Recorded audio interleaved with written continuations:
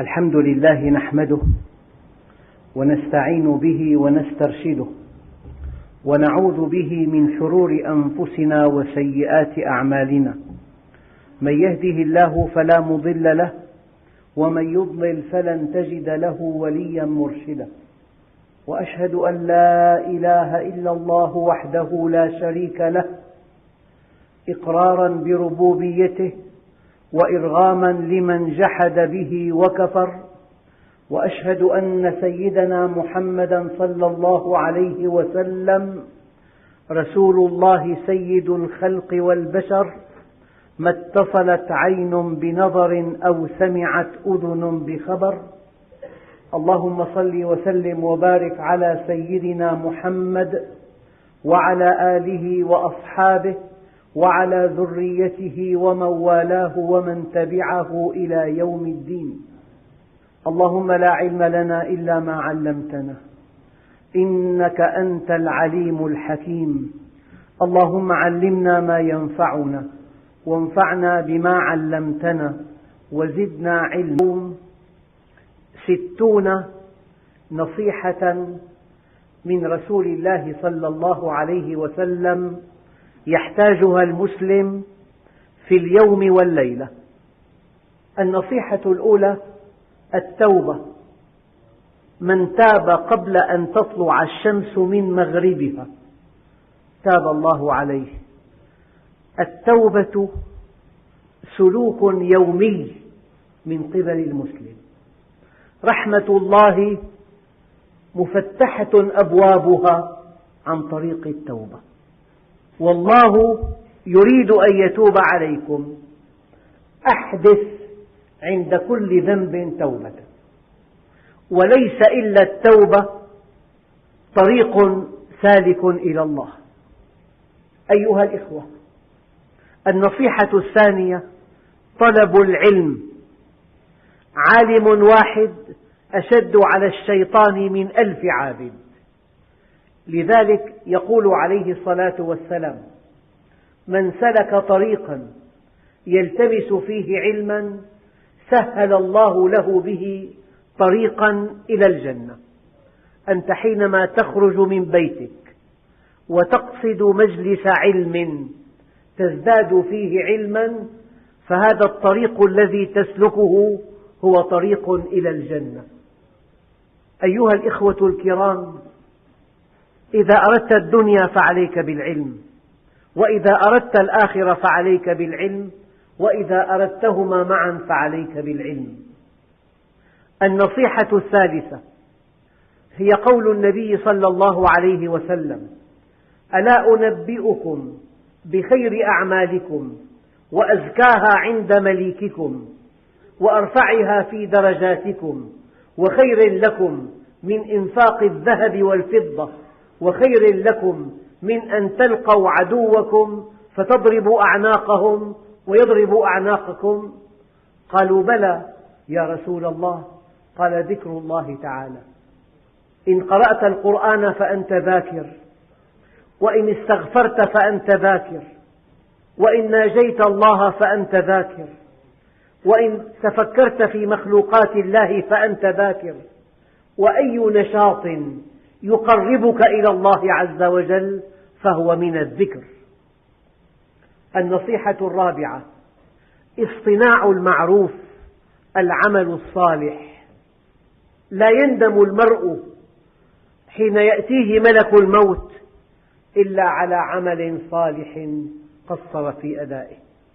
لذلك يقول عليه الصلاة والسلام: كل معروف صدقة والدال على الخير كفاعله. كل معروف صدقة والدال على الخير كفاعله. النصيحة الخامسة: الدعوة إلى الله. الدعوة إلى الله فرض عين. ألم تستمع في خلال دروس العلم إلى شرح آية، إلى شرح حديث، إلى موقف صحابي، إلى حكم فقهي؟ يقول عليه الصلاة والسلام: بلغوا عني ولو آية. الدعوة إلى الله فرض عين على كل مسلم في حدود ما يعلم ومع من يعرف. يقول عليه الصلاة والسلام: من دعا إلى هدى كان له من الأجر مثل أجور من تبعه لا ينقص من أجورهم شيء. النصيحة السادسة: الأمر بالمعروف والنهي عن المنكر. يقول عليه الصلاة والسلام: من رأى منكم منكرا فليغيره بيده، فإن لم يستطع فبلسانه، فإن لم يستطع فبقلبه، وذلك أضعف الإيمان. هذه نماذج من السلوك الإيماني الذي تحتاجه كل يوم وكل ليلة. قراءة القرآن الكريم. يقول عليه الصلاة والسلام: اقرأوا القرآن فإنه يأتي يوم القيامة شفيعا لأصحابه. النصيحة الثامنة: تعلم القرآن وتعليمه، لقول النبي صلى الله عليه وسلم: خيركم من تعلم القرآن وعلمه. قراءته شيء، وتعلم أحكامه وشرح آياته شيء آخر. أن تطرح السلام. يقول عليه الصلاة والسلام: لا تدخلوا الجنة حتى تؤمنوا، ولا تؤمنوا حتى تحابوا، ألا أدلكم على شيء إن فعلتموه تحاببتم؟ أفشوا السلام بينكم. النصيحة العاشرة: الحب في الله. إن الله تعالى يقول يوم القيامة: أين المتحابون في جلالي؟ اليوم أظلهم في ظلي يوم لا ظل إلا ظلي. النصيحة الحادية عشرة: زيارة المريض. ما من مسلم يعود مسلما مريضا غدوة إلا صلى عليه 70,000 ملك حتى يمسي، وإن عاد عشية إلا صلى عليه 70,000 ملك حتى يصبح، وكان له قصر في الجنة. أن تعود مريضا، أن تؤنسه، أن تطيب قلبه، أن تنفس له في الأجل، أن تذكره بآية بحديث، أن تعينه على الصبر. أيها الإخوة الكرام، النصيحة التالية: مساعدة الناس في الدين. من يسر على معسر يسر الله عليه في الدنيا والآخرة. رحم الله عبدا سهلا إذا قضى، سهلا إذا اقتضى. أن تيسر على الناس المدينين المعسرين فهو عمل كبير يرضى الله به عنك. النصيحة التالية: الستر على الناس. لا يستر عبد عبدا في الدنيا إلا ستره الله يوم القيامة. هناك نموذج فضاح يقتنص الأخطاء ينشرها بين الناس يتلذذ بذلك. المسلم يستر، المسلم يكتم. صلة الرحم. الرحم معلقة بالعرش، الرحم معلقة بالعرش. تقول: يا رب، من وصلني وصله الله، ومن قطعني قطعه الله. هذه النصائح نحتاجها جميعا في اليوم والليلة. حسن الخلق. سئل عليه الصلاة والسلام عن أكثر ما يدخل الناس الجنة، فقال عليه الصلاة والسلام: تقوى الله وحسن الخلق. الصدق. النصيحة التالية: الصدق. يقول عليه الصلاة والسلام: عليكم بالصدق فإن الصدق يهدي إلى البر، وإن البر يهدي إلى الجنة. كن صادقا ترتفع عند الله وعند الناس. والمؤمن لا يكذب، ويطبع المؤمن على الخلال كلها إلا الكذب والخيانة. والنصيحة التالية: كظم الغيظ. من كظم غيظا وهو قادر على أن ينفذه دعاه الله على رؤوس الخلائق يوم القيامة حتى يخيره من الحور العين ما شاء. والكاظمين الغيظ والعافين عن الناس والله يحب المحسنين. بل من علا صياحه في البيت جرحت عدالته. وكاد الحليم أن يكون نبيا، والحلم سيد الأخلاق. كفارة المجلس: من جلس في مجلس فكثر فيه لغطه فقال قبل أن يقوم من مجلسه ذلك: سبحانك اللهم وبحمدك، أشهد أن لا إله إلا أنت، أستغفرك وأتوب إليك، إلا غفر الله له ما كان في مجلسه ذلك. نحتاج إلى هذه النصائح في اليوم والليلة. الصبر: ما يصيب المسلم من نصب ولا وصب ولا هم ولا حزن ولا أذى ولا غم حتى الشوكة يشاكها إلا كفر الله بها من خطاياه. أخرجه الإمام البخاري. أيها الإخوة الكرام، إنما يوفى الصابرون أجرهم بغير حساب. الصبر معالجة إلهية لعبده المؤمن، فالذي يصبر على معالجة الله هذا دليل أنه يعرف الله عز وجل، تماما كما لو جلس إنسان راشد على كرسي طبيب الأسنان يتألم ويشكر، بينما الصغير يصيح وقد ينطق بكلمة لا تليق بالطبيب، لأنه لا يعلم أن هذه المعالجة لصالحه. هذه النصائح في اليوم والليلة. رغم أنفه ثم رغم أنفه ثم رغم أنفه. قيل: من يا رسول الله؟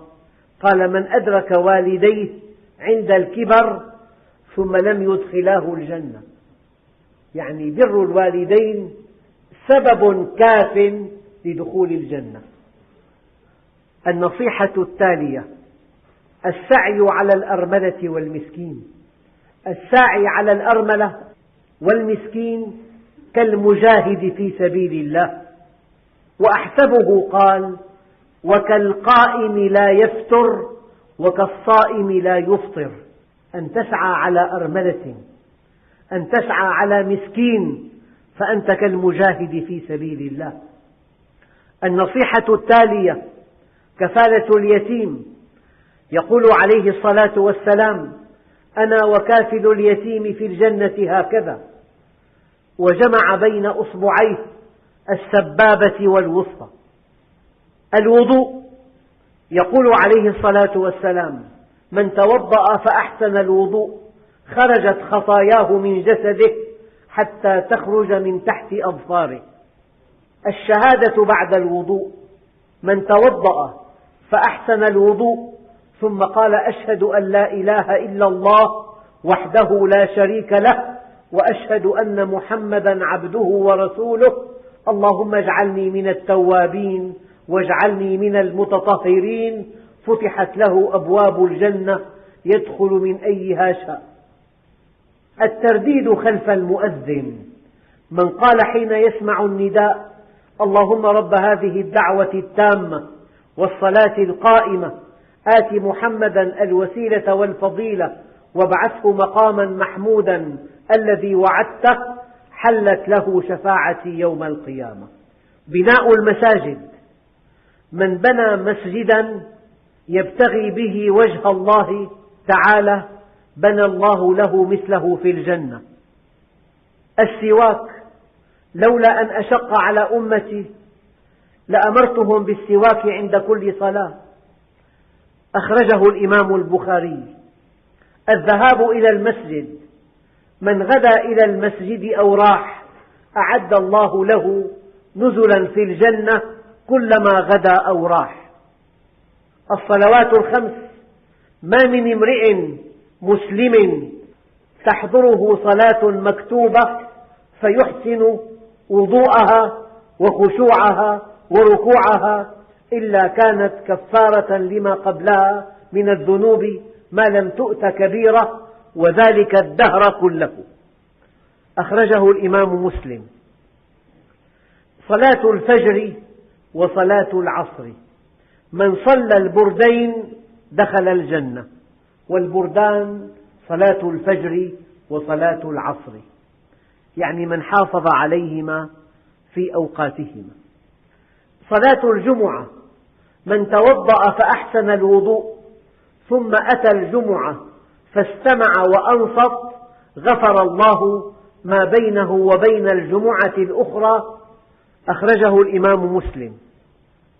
في يوم الجمعة ساعة لا يوافقها عبد مسلم وهو قائم يصلي يسأل الله شيئا إلا أعطاه إياه. أخرجه الإمام البخاري. السنن الراتبة مع الفرائض: ما من عبد مسلم يصلي لله تعالى كل يوم 12 ركعة تطوعا غير الفريضة إلا بنى الله له بيتا في الجنة. السنن الرواتب مع الفرائض: صلاة ركعتين بعد الوقوع في الذنب. ما من عبد يذنب ذنبا فيحسن الطهور ثم يقوم فيصلي ركعتين ثم يستغفر الله إلا غفر الله له. عقب الذنب توضأ وصلي ركعتين واستغفر الله في هاتين الركعتين، فالله عز وجل يغفر لك ذلك الذنب. صلاة الليل: أفضل الصلاة بعد الفريضة صلاة الليل. أخرجه الإمام مسلم. صلاة الضحى: يصبح على كل سلامة من أحدكم صدقة، فكل تسبيحة صدقة، وكل تحميدة صدقة، وكل تهليلة صدقة، وكل تكبيرة صدقة، وأمر بالمعروف صدقة، ونهي عن المنكر صدقة، ويجزئ من ذلك كله ركعتان يركعهما من الضحى. النصيحة التالية: الصلاة على النبي صلى الله عليه وسلم. من صلى علي صلاة صلى الله بها عليه 10. الصوم: ما من عبد يصوم يوما في سبيل الله تعالى إلا باعد الله بذلك اليوم وجهه عن النار 70 خريفا. صوم 3 أيام من كل شهر صوم الدهر كله. أخرجه الإمام البخاري. صيام رمضان: من صام رمضان إيمانا واحتسابا غفر الله له ما تقدم من ذنبه.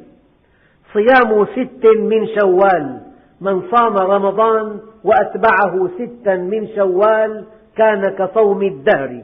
أخرجه الإمام مسلم.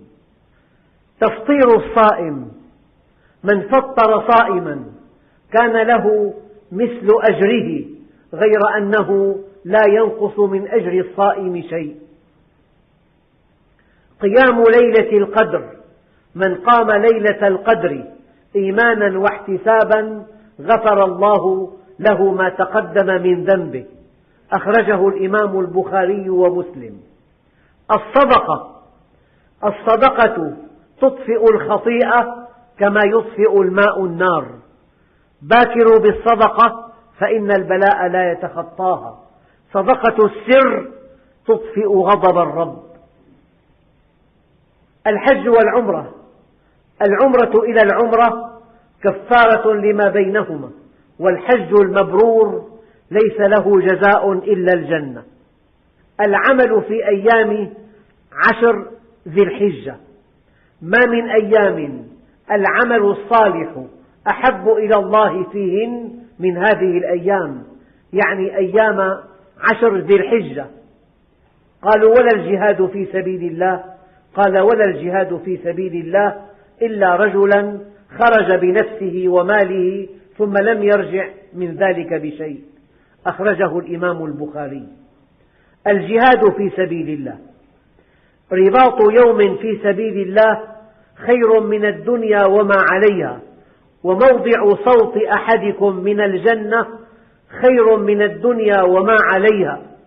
والإنفاق في سبيل الله: من جهز غازيا فقد غزا، ومن خلف غازيا في أهله فقد غزا. الصلاة على الميت: من شهد الجنازة حتى يصلي عليها فله قيراط، ومن شهدها حتى تدفن فله قيراطان. قيل يا رسول الله وما القيراطان؟ قال مثل الجبلين العظيمين. أخرجه الإمام البخاري. حفظ اللسان والفرج: من يضمن لي ما بين لحييه وما بين رجليه أضمن له الجنة. حفظ اللسان من الكذب والغيبة والنميمة، وحفظ الفرج أيضا سبيلان لدخول الجنة. فضل لا إله إلا الله وفضل سبحان الله وبحمده: من قال لا إله إلا الله وحده لا شريك له، له الملك وله الحمد وهو على كل شيء قدير، في اليوم 100 مرة، كانت له عدل 10 رقاب، وكتبت له 100 حسنة، وكانت له حرزا من الشيطان يومه ذلك حتى يمسي. ومن قال سبحان الله وبحمده في اليوم 100 مرة حطت خطاياه وإن كانت مثل زبد البحر. والنصيحة التالية: إماطة الأذى عن الطريق. لقد رأيت رجلا يتقلب في الجنة في شجرة قطعها من ظهر الطريق كانت تؤذي الناس. أن تميط الأذى عن الطريق هذا عمل عند الله كبير. تربية وإعالة البنات: من كانت له 3 بنات يؤويهن ويرحمهن ويكفلهن وجبت له الجنة البتة. أخرجه الإمام أحمد بسند جيد. الإحسان إلى الحيوان: إن رجلا رأى كلبا يأكل الثرى من العطش، فأخذ الرجل خفه فجعل يغرف له به حتى أرواه، فشكر الله له فأدخله الجنة. أن تحسن إلى حيوان. زيارة الإخوان في الله: ألا أخبركم برجالكم في الجنة؟ قالوا بلى يا رسول الله. فقال النبي في الجنة، والصديق في الجنة، والرجل يزور أخاه في ناحية المصر لا يزوره إلا لله فهو في الجنة. ترك المراء: أنا زعيم ببيت في ربض الجنة لمن ترك المراء وإن كان محقا. المشاحنة، الجدال، طاعة المرأة لزوجها. المرأة إذا صلت 5 وصامت شهرها وحصنت فرجها وأطاعت بعلها دخلت من أي أبواب الجنة شاءت. النصيحة 60: عدم سؤال الناس شيئا. ما دمت قادرا أن تخدم نفسك بنفسك لا تسأل أحدا شيئا. يقول عليه الصلاة والسلام: من تكفل لي ألا يسأل الناس شيئا أتكفل له بالجنة. أيها الإخوة الكرام، هذه النصائح: التوبة وطلب العلم وذكر الله تعالى والأعمال الصالحة والأمر بالمعروف والنهي عن المنكر وقراءة القرآن وتعلم القرآن وإفشاء السلام والحب في الله وزيارة المريض ومساعدة الناس في الدين والستر على الناس وصلة الرحم وحسن الخلق والصدق وكظم الغيظ وكفارة المجلس والصبر وبر الوالدين والسعي على الأرملة والمسكين وكفالة اليتيم والوضوء والشهادة بعد الوضوء وبناء المساجد والسواك والذهاب إلى المسجد والصلوات ال5 وصلاة الفجر والعصر وصلاة الجمعة وساعة الإجابة يوم الجمعة والسنن الراتبة مع الفرائض وصلاة 2 بعد الوقوع في الذنب وصلاة الليل وصلاة الضحى. والصلاة على النبي صلى الله عليه وسلم، وصوم 3 أيام من كل شهر، وصيام رمضان، وصيام 6 من شوال، وصيام يوم عرفة، وصيام يوم عاشوراء، وتفطير الصائم، وقيام ليلة القدر، والصدقة، والحج والعمرة، والعمل في أيام 10 ذي الحجة، والجهاد في سبيل الله، والإنفاق في سبيل الله، والصلاة على الميت، وحفظ اللسان والفرج، وفضل لا إله إلا الله، وسبحان الله وبحمده، وإماطة الأذى عن الطريق، وتربية وإعالة البنات، والإحسان إلى الحيوان، وترك المراء، وزيارة الإخوان في الله، وطاعة المرأة لزوجها، وعدم سؤال الناس شيئا. 60 نصيحة موثقة بالصحاح من الأحاديث ينصح بها النبي صلى الله عليه وسلم أمته، وهذه النصائح تدور مع المؤمن في اليوم والليلة. أقول قولي هذا وأستغفر الله العظيم لي ولكم، فاستغفروه يغفر لكم، فيا فوز المستغفرين. أيها الإخوة الكرام، نألف كثيرا حينما نستعيذ بالله أن نقول: ونعوذ بك مما استعاذ بك محمد صلى الله عليه وسلم. فالنبي عليه الصلاة والسلام من أي شيء استعاذ الله عز وجل؟ النبي عليه الصلاة والسلام استعاذ من النار وما قرب إليها من قول وعمل. نعوذ بك من النار وما قرب إليها من قول وعمل. واستعاذ من الشقاق والنفاق وسوء الأخلاق. الشقاق الخصومات، والنفاق وسوء الأخلاق. واستعاذ كما قال عليه الصلاة والسلام: اللهم إني أعوذ بك من شر سمعي أن يسمع الغناء، ومن شر بصري أن يطلق عينه في الحرام، ومن شر لساني أن يرتكب معاصي اللسان، ومن شر قلبي أن ينوي نية سوء، وأعذني من شر نفسي. والنبي عليه الصلاة والسلام يقول: أعوذ بك من شر ما عملت ومن شر ما لم أعمل. الإنسان قد ينوي السوء ولا يعمل، فهذه النية يحاسب عليها أحيانا. والنبي عليه الصلاة والسلام يقول: أعوذ بك من منكرات الأخلاق والأعمال والأهواء، وأعوذ بك من علم لا ينفع، ومن قلب لا يخشع، ومن نفس لا تشبع، ومن دعوة لا يستجاب لها. وأعوذ بك من الهم والحزن، وأعوذ بك من العجز والكسل، وأعوذ بك من الجبن والبخل، وأعوذ بك من غلبة الدين وقهر الرجال.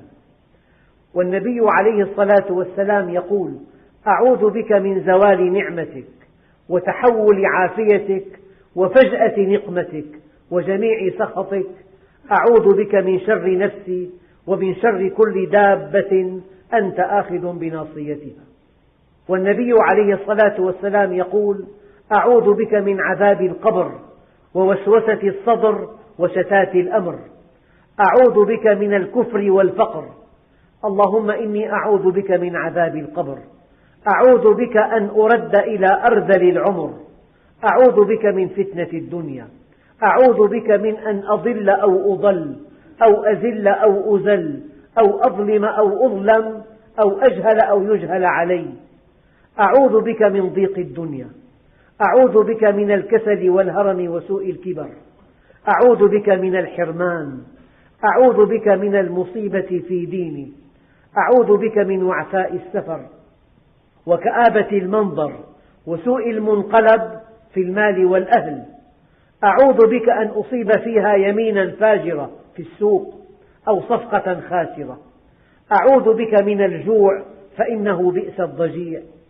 أعوذ بك من الخيانة، فإنها بئست البطانة. أعوذ بك من جار السوء في دار المقامة. أعوذ بك من يوم السوء، ومن ليلة السوء، ومن ساعة السوء، ومن صاحب السوء، ومن جار السوء في دار المقامة. أعوذ بك من فتنة النساء، ولا سيما في هذه الأيام. أعوذ بك من فتنة النساء، أعوذ بك من حال أهل النار، أعوذ بك من طوارق الليل، أعوذ بك من جهد البلاء ودرك الشقاء وسوء القضاء وشماتة الأعداء، أعوذ بك من إمام سوء إن أحسنت لم يقبل وإن أسأت لم يغفر، أعوذ بك من جار سوء إن رأى خيرا كتمه وإن رأى شرا أذاعه. أيها الإخوة الكرام، هذه خطبة فيها 60 نصيحة وعدد كبير من ما استعاذ به النبي عليه الصلاة والسلام. نسأل الله أن يوفقنا إلى ما نصحنا به النبي عليه الصلاة والسلام، وأن يعيننا على أن نستعيذ بالله مما استعاذ منه النبي صلى الله عليه وسلم. اللهم اهدنا فيمن هديت، وعافنا فيمن عافيت، وتولنا فيمن توليت، وبارك لنا فيما أعطيت، وقنا واصرف عنا شر ما قضيت، فإنك تقضي بالحق ولا يقضى عليك، وإنه لا يذل من واليت ولا يعز من عاديت، تباركت ربنا وتعاليت، ولك الحمد على ما قضيت، نستغفرك ونتوب إليك. اللهم أصلح لنا ديننا الذي هو عصمة أمرنا، وأصلح لنا دنيانا التي فيها معاشنا، وأصلح لنا آخرتنا التي إليها مردنا، واجعل الحياة زادا لنا من كل خير، واجعل الموت راحة لنا من كل شر، مولانا رب العالمين. اللهم اكفنا بحلالك عن حرامك، وبطاعتك عن معصيتك، وبفضلك عمن سواك. اللهم لا تؤمنا مكرك، ولا تهتك عنا سترك، ولا تنسنا ذكرك يا رب العالمين. اللهم بفضلك ورحمتك أعل كلمة الحق والدين، وانصر الإسلام وأعز المسلمين، وخذ بيد ولاتهم إلى ما تحب وترضى، إنه على ما تشاء قدير، وبالإجابة جدير، والحمد لله رب العالمين.